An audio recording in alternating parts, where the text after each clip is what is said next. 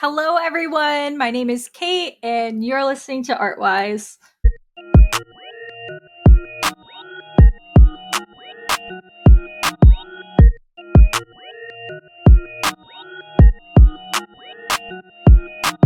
So, welcome to Artwise, everyone. Happy Tuesday if you're listening to this on the day it comes out, and happy whatever day it is if you are listening to / watching this not on a Tuesday.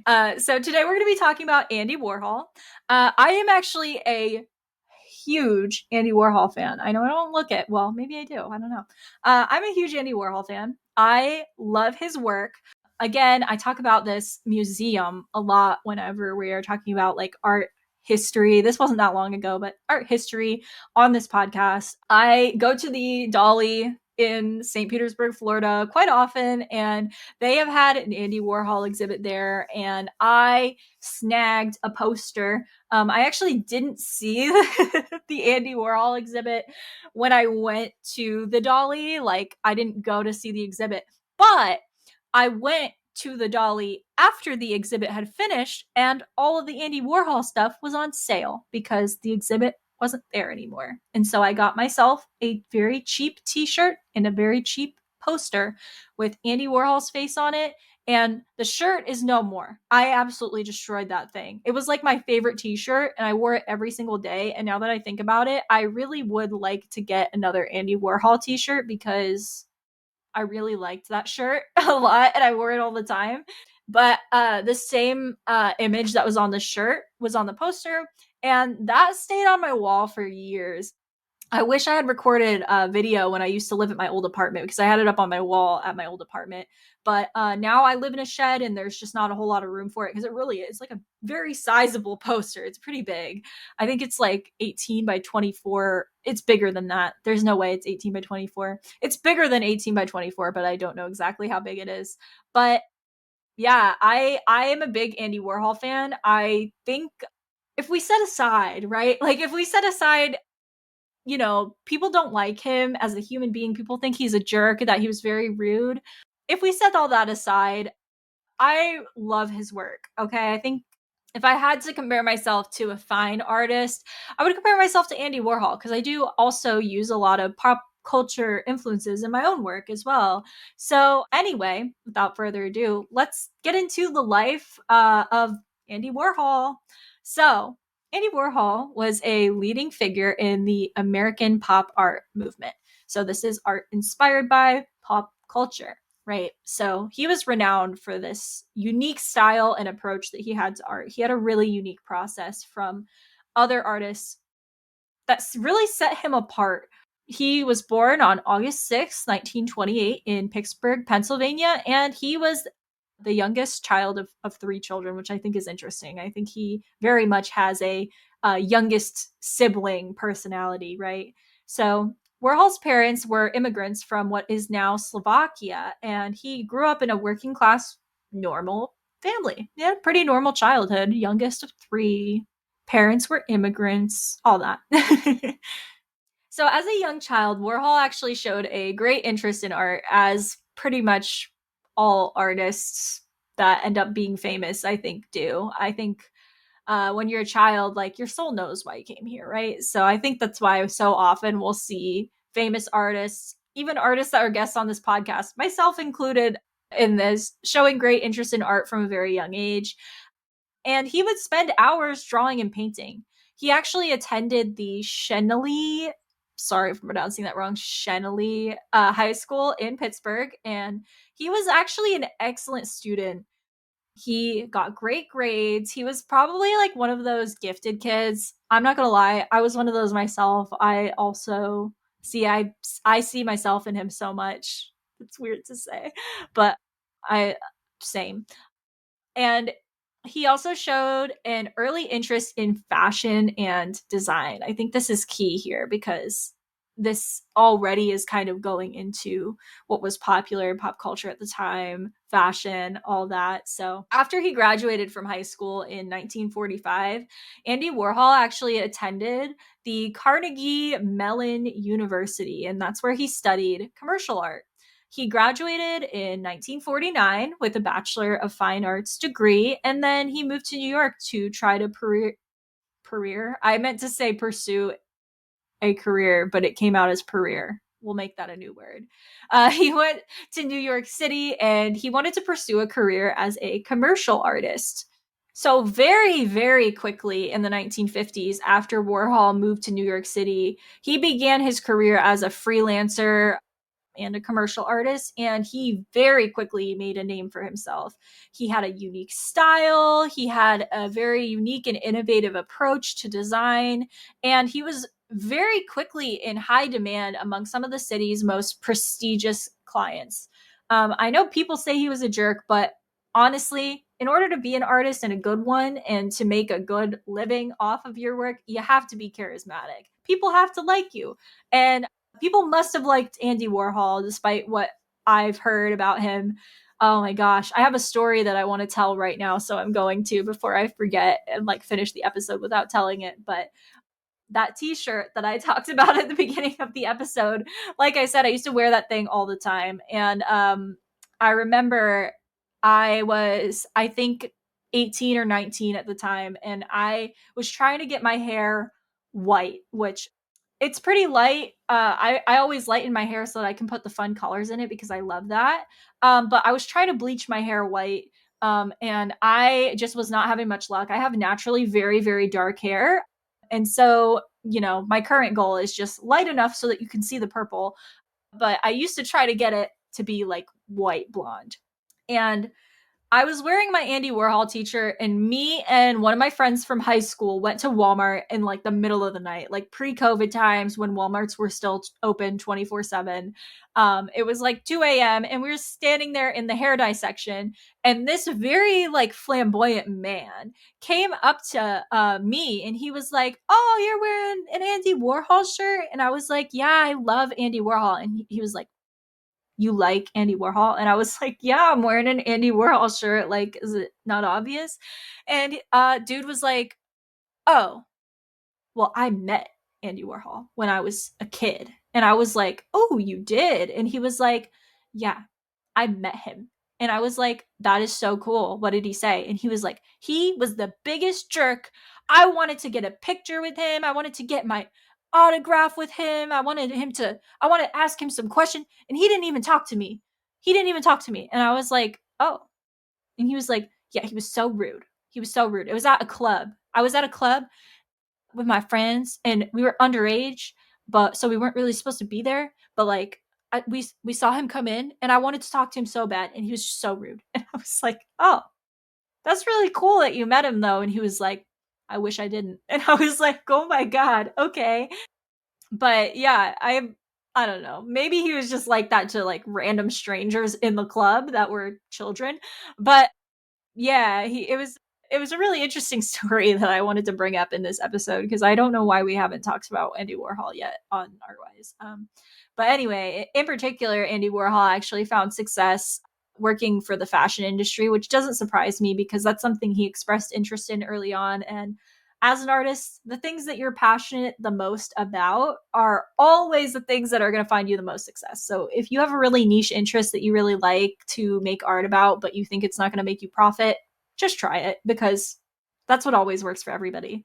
So again, in the fashion industry, he would design window displays and advertising campaigns for companies like Boet Teller and I. Miller Shoes. Warhol's success as a commercial artist can be attributed to several factors. Like I said, for one, he was a very charismatic guy, despite people thinking he was a jerk. You can be a jerk and be charismatic. I'm just saying.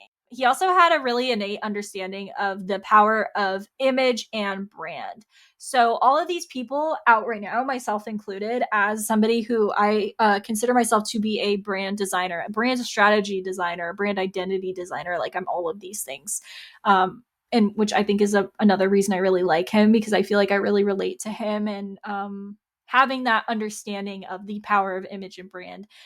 Warhol actually was also able to create designs that were both visually striking and effective in selling products. He also had a keen eye for trends, and he was constantly innovating, experimenting with new techniques and materials to stay ahead of the curve. I think this is the mark of a great artist. I think that if you stay the same for too long, the world is going to pass you by. And I think as a business owner and as an artist, and obviously Warhol was a freelance artist, so he kind of knows the hustle of like working for yourself. I think it's super important to allow yourself to learn and constantly remind yourself that like no matter how good you are, there's still more to learn. And also, it's okay to change because the world is going to change around you. And if you don't change with it, you're going to get left behind. So I think it was really, really effective that he had all of these, like, it was like such a good, like, pot of qualities to have, like the perfect formula for in my opinion, what is a great artist, especially modern day. I consider Warhol to be modern day. I know this was almost, dang, it was he almost 100 years ago now, but yeah. So one of Warhol's most important clients during this period of his life was the fashion magazine called Harper's Bazaar. Bazaar. He began working for the publication in 1951, and his illustrations and designs quickly became a staple of the magazine's pages.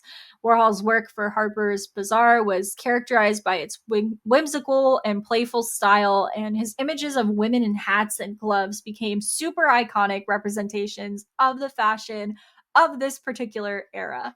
In addition to his work for Harper's Bazaar, Warhol also established himself as a go-to designer for companies in other industries. He designed advertising campaigns for brands like Braniff Airlines and Fleming Joffe. Joffe? Fleming Joff? Joff? It's spelled Joffe in my notes. And his work appeared in publications like Vogue, Glamour, the New York Times. Warhol's commercial work was not only really visually compelling, but it also demonstrated his skill as a savvy marketer and businessman. I think this is super key and important in any artist, especially in modern day. And I think Warhol really had it all figured out in terms of what it takes to be a really successful artist. There are a lot of fine artists out there who I just want to paint, I just want to paint, I just want to make art. And that's fine. In fact, me too. I would love that. But there are so many additional skills that can make or break your career as an artist. And one of those skills is being a savvy marketer and a business person. I think that it's a lot easier to take that road of being, working for yourself and being your own boss if you have those skills, because not only is your art beautiful and amazing and it's fun to look at and it makes people feel something, it also has a strategic purpose and it's very useful for businesses to make money. And so obviously if they're going to make a lot of money off of your work, they are going to want to pay you more.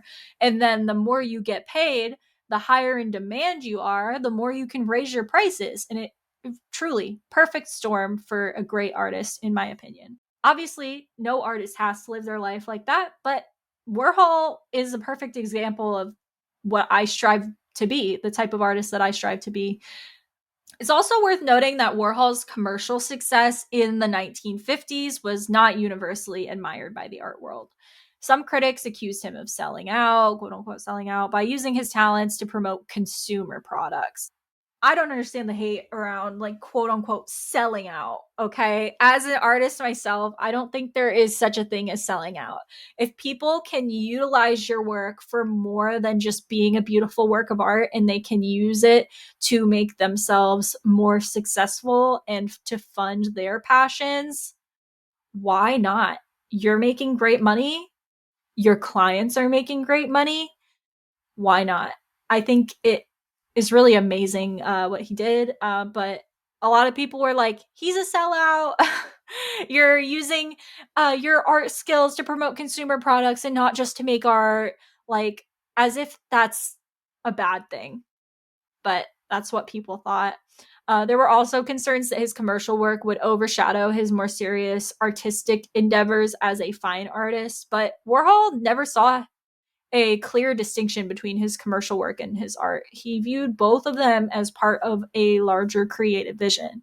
And I feel the same way about my work. And I hope you guys do too, because in order to make, I should say it like this, in order to live, you need to make money. In order to make money, there needs to be a lot of value to your work. And the more that people can do with your work and the more versatile it is, and if you can use it for business and marketing and other things, in addition to it just existing and being art, there's no shame in that.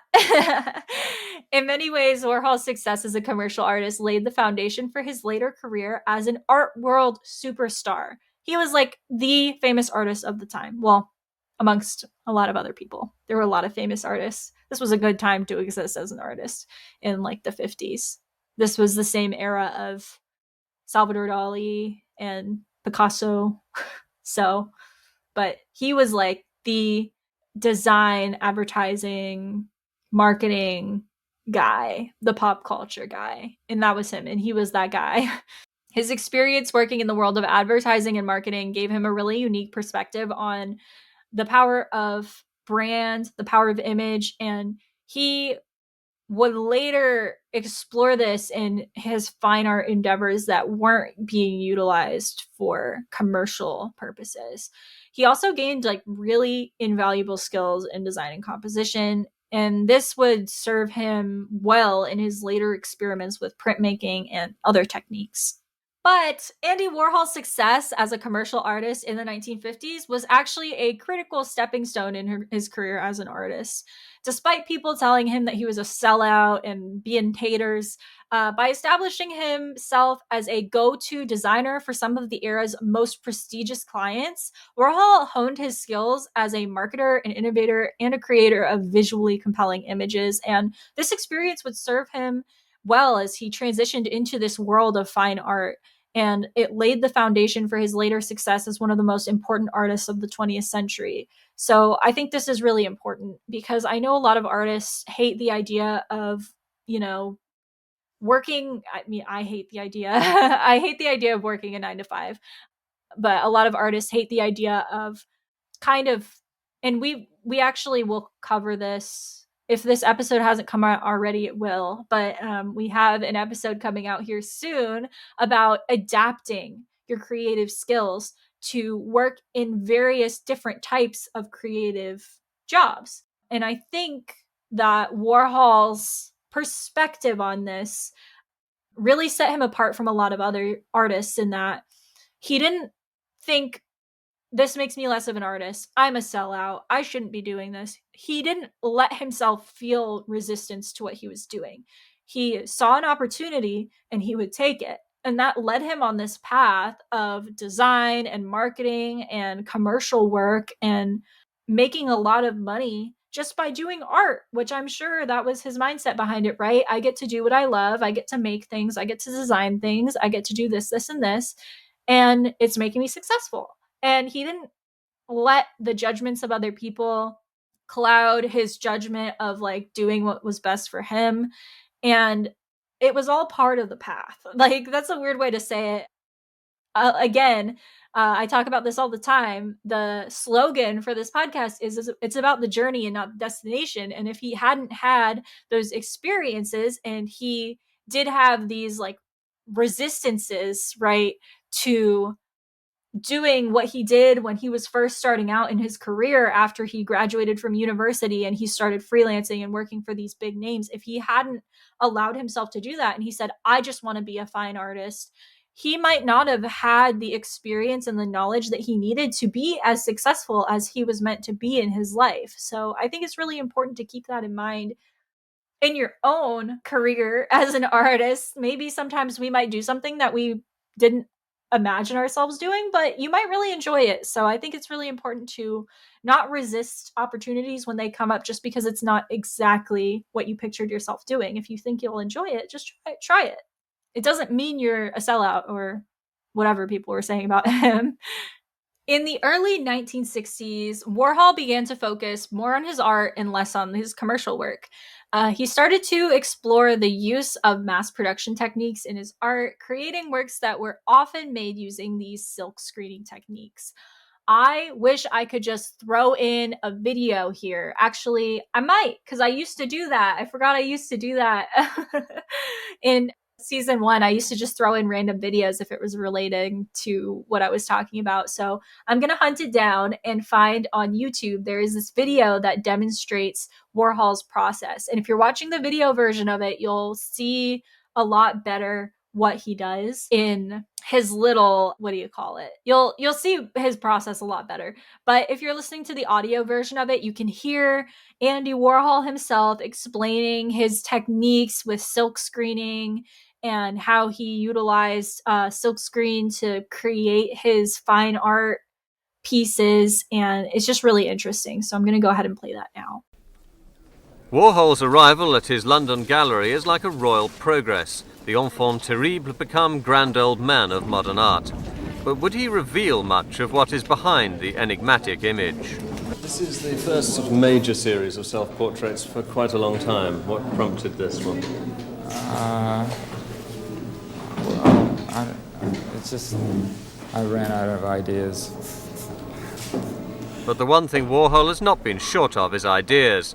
He's generated enough critical comment to fell a forest or two, having first shocked the art world in 1962 with his images of Campbell's soup tins. I should have still been painting it. That would have been a better thing. Really? Yeah. Then somebody can just, it'd be like a store and they just come in and ask you for a can of soup and that was just the easiest way to do something. You don't because everybody paints the same picture over and over again anyway, So you could have stuck with the soup tins and the Brillo boxes? Well, just a soup can. What was the interest to you then in that Campbell soup tin? What gave you the idea of doing that? Oh, well, I used to eat it every day. I still do, so. I don't know, and Mr. Billy Boy, I think, has some too. Are you American, Mr. Billy Boy? No, from Mars, I think. Oh, Mars. And Christopher Marcus is... I work for Interview Magazine, Andy's magazine. How much are you involved with Interview Magazine? Oh, a lot. I give a cover away every minute, and then I have to go and hide. Is that, though, more important to you at the moment than your own work, than your silk screens, or what's most of your time spent doing? Most of my time is just to get up in the morning. After the soup cans came a series of Warholized photographs of leading rock and movie figures, notably Elvis Presley, and again proving that he had a gift for selecting his images, that other screen immortal Marilyn Monroe. And always concerned with the grocery store, another American archetype, the Coke bottle.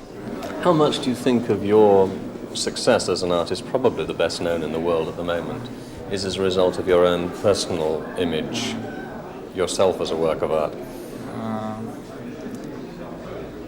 Well, that's what everybody says. I don't know. I work all the time. And work often seems to involve being the apparent calm at the centre of a storm that his presence creates, which of course contributes to the art itself. But is Warhol still doing interesting work? I think it's an image of our time. I think that it's a paradoxical image, isn't it? It's blank and yet it's extremely intelligent.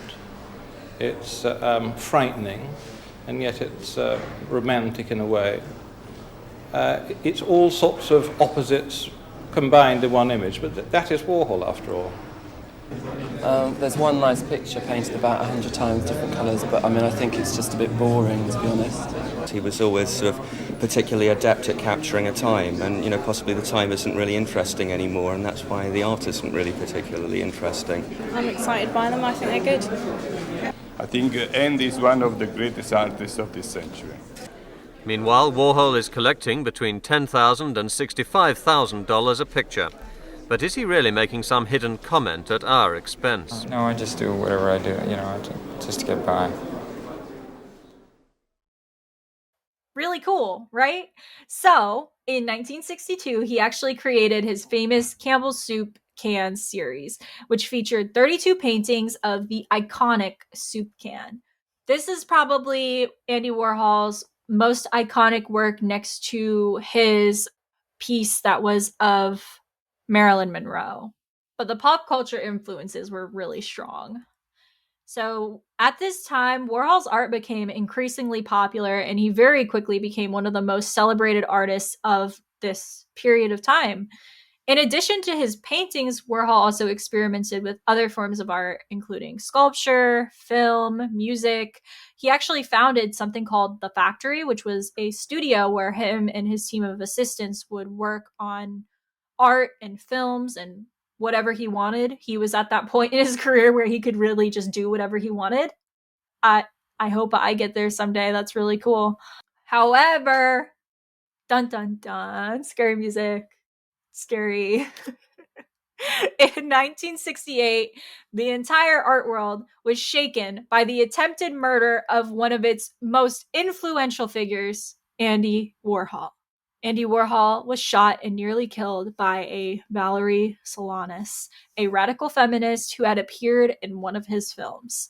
The incident left Warhol with physical scars and a deep emotional trauma that he carried for the rest of his life. I mean, obviously, somebody shoots you and tries to murder you, you're probably going to be traumatized. So I understand.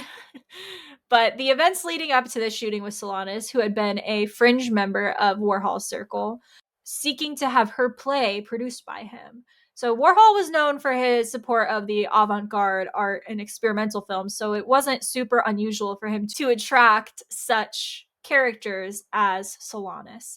However, she was different. It was said that she was a very unstable person with a history of mental illness, and over this period of time where she was trying so desperately to work with Andy Warhol, she had become increasingly paranoid and also very hostile towards Warhol. So then on June 3rd of 1968, Solanas arrived at the factory, which was Warhol's studio, with a 32 caliber handgun, and she shot Warhol 3 times and also wounded the art critic by the name of Mario Amaya, and he was just there. He just happened to be there. I think he was probably standing behind him and got shot, like maybe through him, or he was just there. But after the shooting, Warhol was rushed to the hospital and doctors were able to save his life, but the attack left him with lasting physical effects, including chronic pain, and he also had a difficulty speaking after this point. The motives behind Solanas' attack on Andy Warhol have been debated, but it's widely believed to have been the result of her frustration with his failure to produce her play that she wrote. She really, really wanted him to produce it, and he was like, nah, I got other things to do. I'm a busy man, a very famous artist. And that pissed her off. She was also known for her radical feminist views, and some people have suggested that her attack on Andy Warhol was actually a form of political protest, with Warhol being such a like pop culture icon. But regardless of the reasoning and her motive behind the attempted murder of Andy Warhol, the entire incident shocked the art world and also had a very profound impact on Warhol's life and his future work after this point. Following the shooting, Andy Warhol became increasingly reclusive and very fearful. He almost, in a sense, had like agoraphobia. Like he was very afraid to leave his house. He, in fact, would almost never leave his house without a bodyguard with him. And the incident left him with a profound fear of death. The emotional trauma that he suffered also had a huge impact on his work, and he turned from this like pop culture, like fun, bright colors, to a darker and more introspective subject matter. But despite the trauma of this shooting, Andy Warhol continued to produce influential work throughout the remainder of his career, and he remained a fixture in the art world up until his death. And his impact on contemporary art can't be overstated. So, continuing on after this shooting incident in the 1970s, Andy Warhol continued to create art and expand his focus to include celebrity portraits and commission portraits.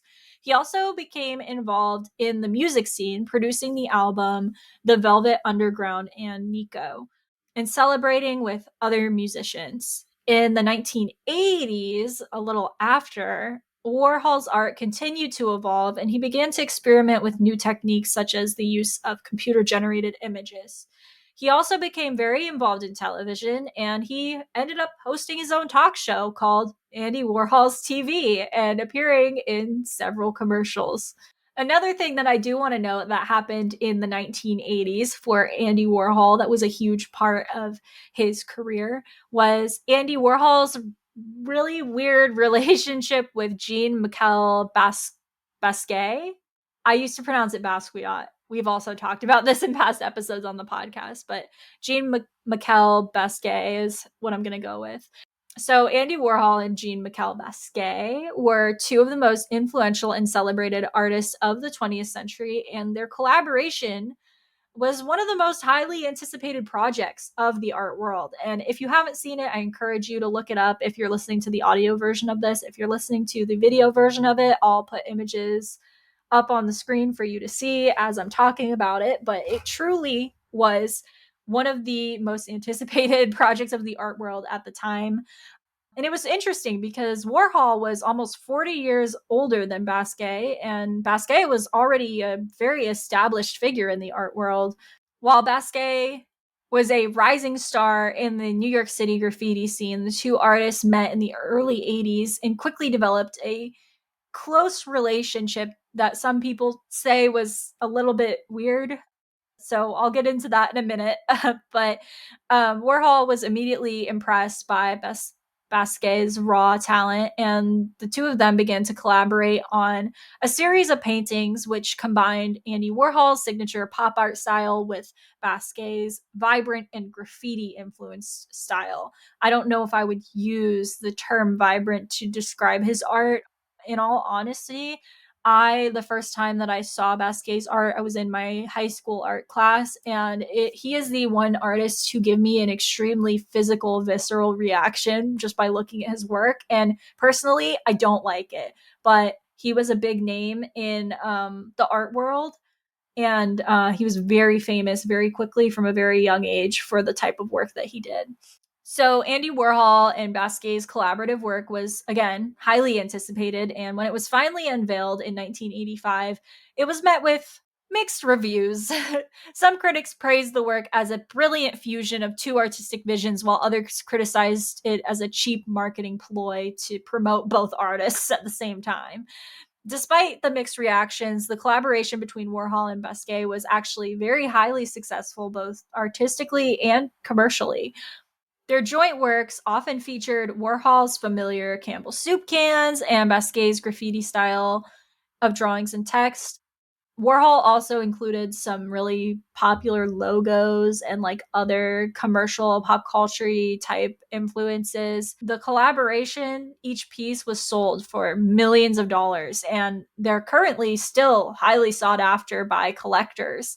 Although their collaboration was actually pretty short lived due to Warhol's untimely and very sudden death in 1987, the legacy of their, which we'll get into, the legacy of their artistic partnership lives on as a testament to the enduring influence of the two most important artists of the 20th. I don't know if I would say the two most important artists of the 20th century.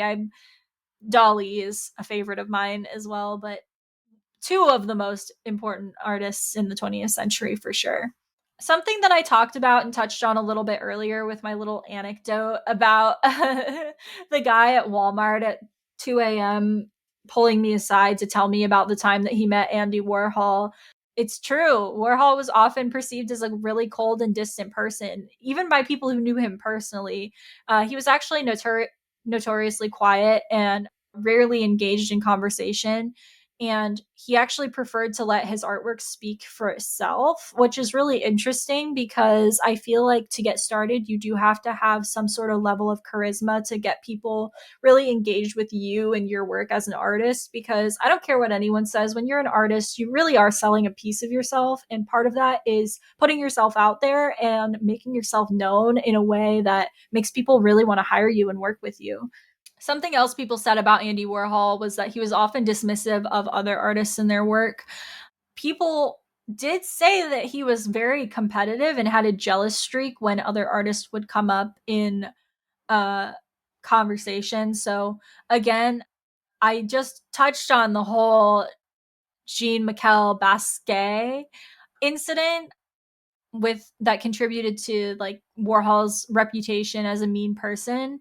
So something that I wasn't alive during this time, so I don't really know if this was true or not, but Basquiat was a rising star in the art world in the 80s, and like I said earlier, Andy Warhol was a good 40 years earlier.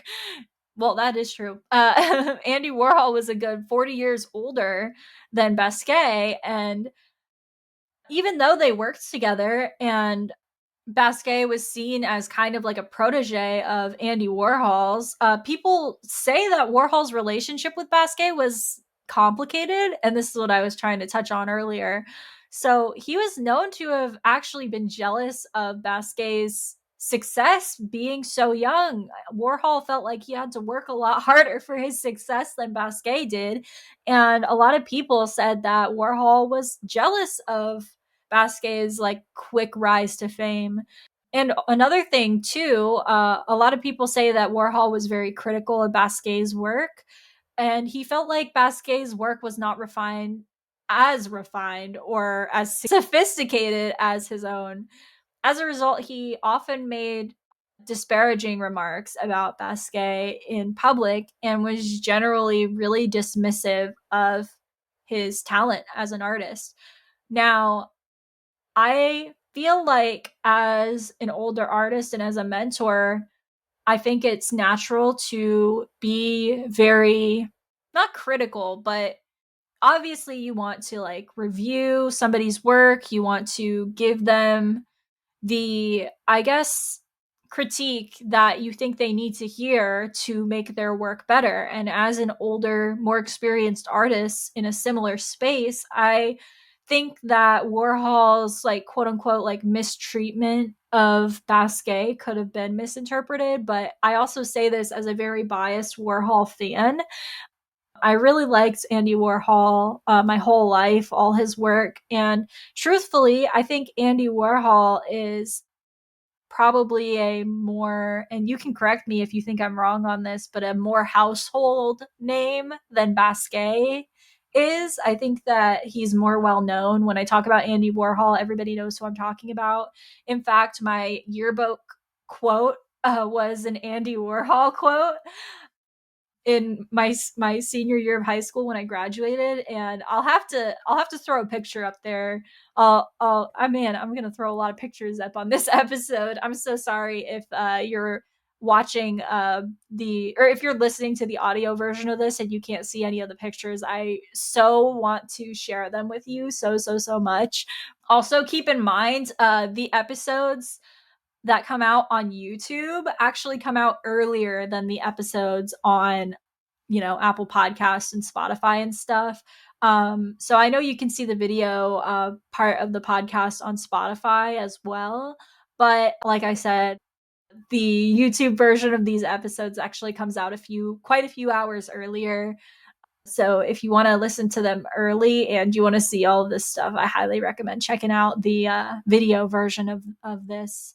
Unless you're at work or something, then don't bother. But I'll put up a picture of it because I definitely use an Andy Warhol quote as my yearbook quote when I graduated high school, because that's how much I love Andy Warhol, and I do not know how I made it this long without posting a Andy Warhol episode, but I digress. I think that his jealousy, what have you, for Basquiat, I think it was probably misinterpreted as him just trying really hard to be a good mentor.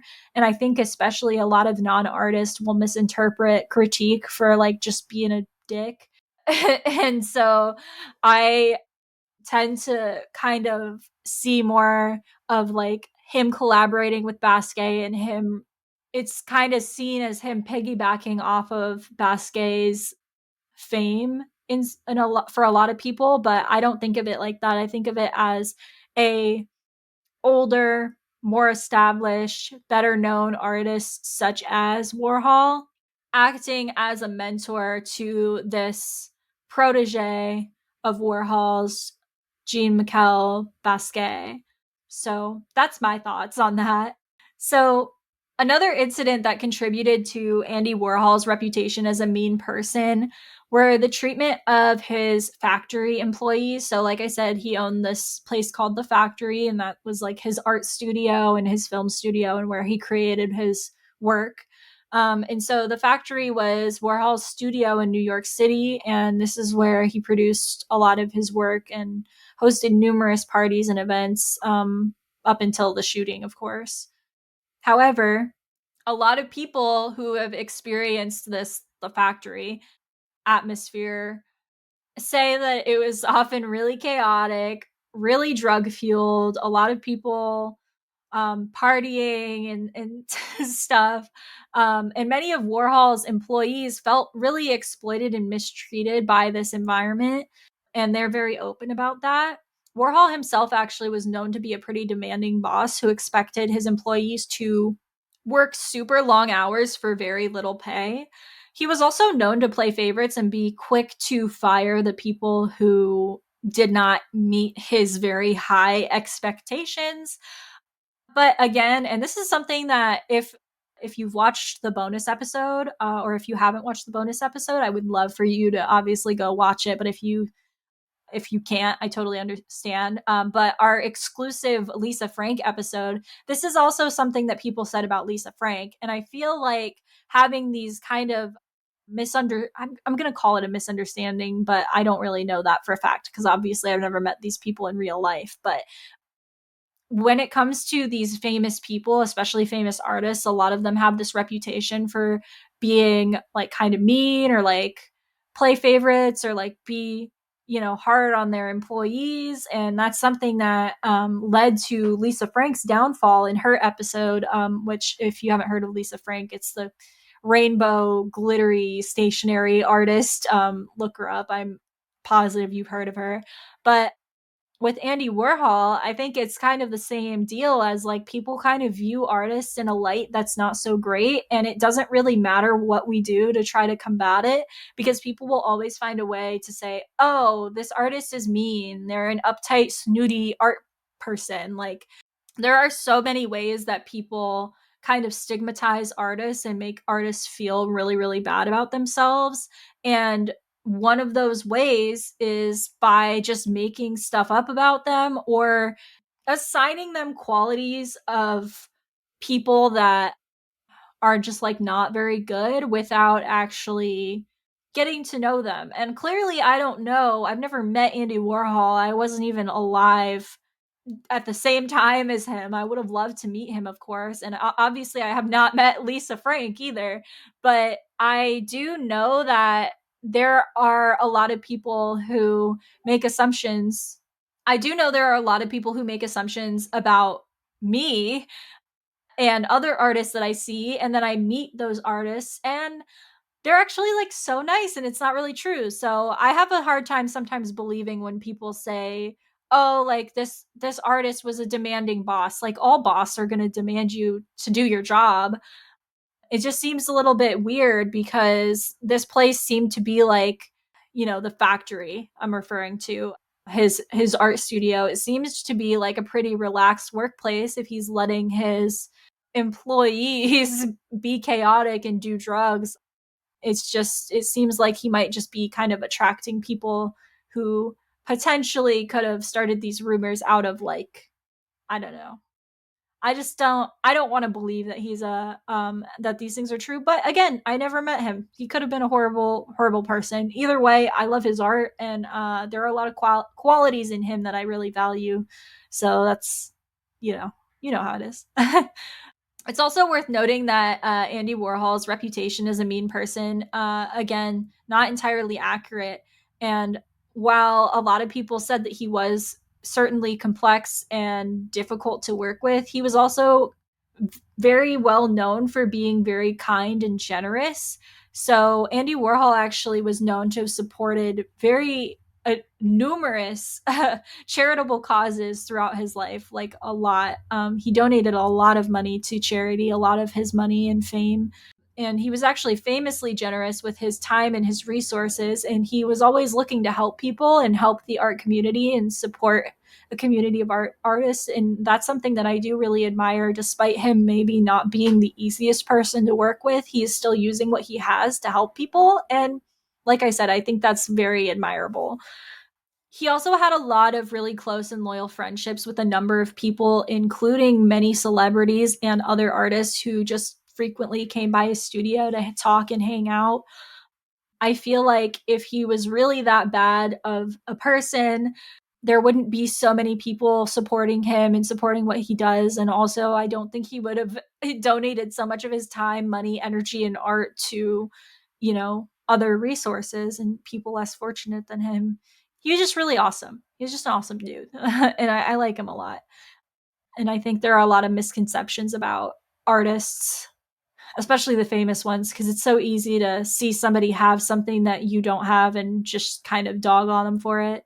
But anyway, on February 22nd of 1987, Andy Warhol died extremely unexpectedly at the age of 58 due to complications following his gallbladder surgery.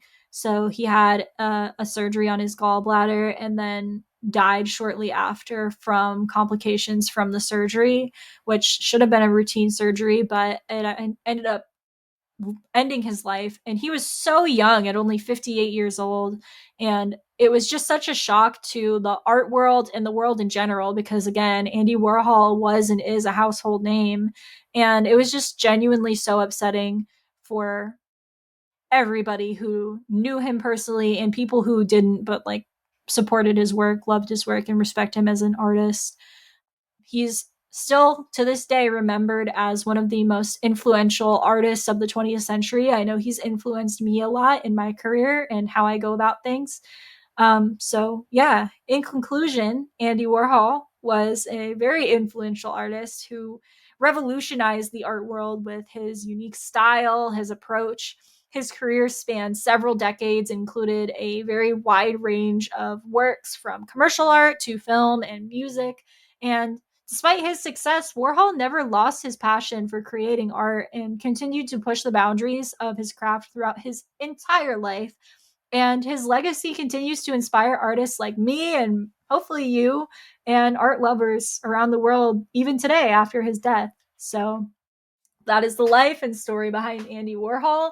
I really hope you guys enjoyed this episode. Again, I'm a huge lover of Andy Warhol. I think he is the absolute best.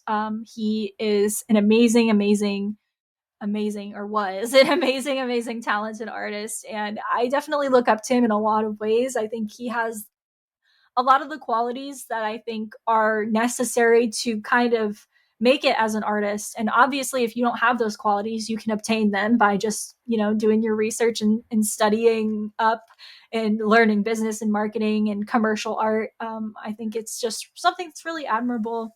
And I really like him. I think his life was really, really interesting. I think he's one of the most influential artists of our time. So I'm really glad that I had the opportunity to talk about him on Artwise today. I'm like starting to lose my voice.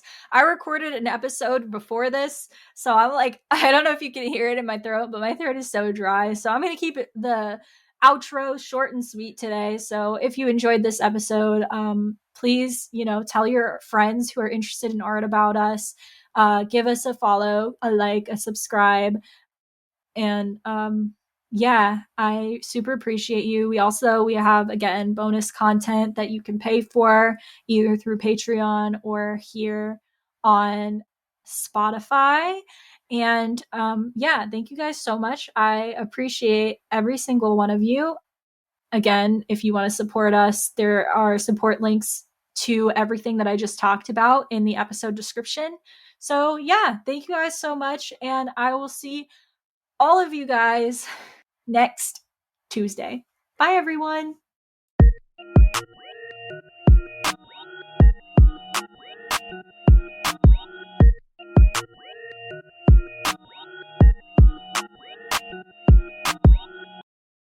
My voice is gone. I need to take a break from recording.